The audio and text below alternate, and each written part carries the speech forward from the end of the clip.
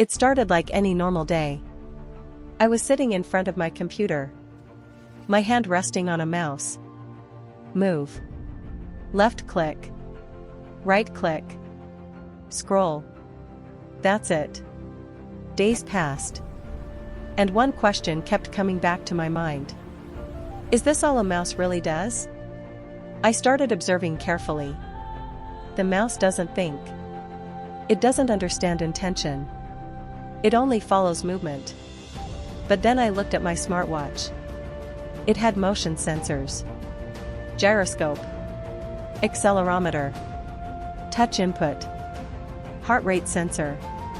So I asked myself, what if a mouse didn't need a table? What if it could move with my hand? That thought didn't let me sleep. I started experimenting. I took a Raspberry Pi, connected every sensor I could find, tested motion, rotation, gesture control. The first attempts failed. The cursor shook. Clicks were inaccurate. Battery drained fast. But I didn't stop.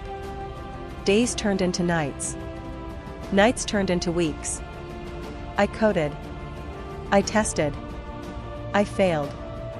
I learned. Again, and again, and again. Slowly, it started working. A small wrist movement moved the cursor. A tap became a left click. A double tap became a right click. A wrist roll became scroll. The mouse was now alive on my wrist. But there was a problem. Smartwatches didn't have all the sensors I needed. So I did something crazy. I designed my own sensor module, miniaturized it, optimized it, and embedded it into the smartwatch. Now it wasn't just a watch. It was a computer mouse, controller, and input device combined.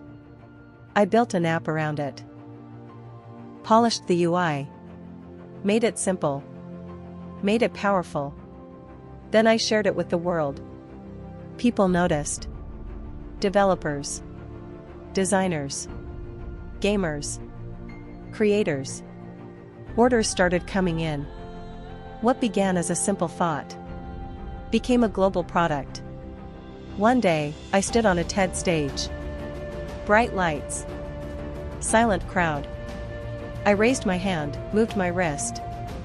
And the screen responded. No mouse. No keyboard.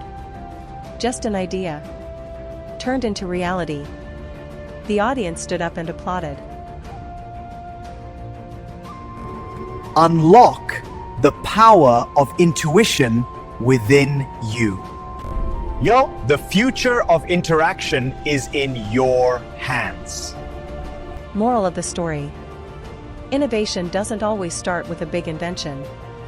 Sometimes, it starts by questioning something we use every day. Or in simple words, the future belongs to those who don't just use technology, but dare to rethink it. Let's move forward with this strategy. I believe it will yield the best results.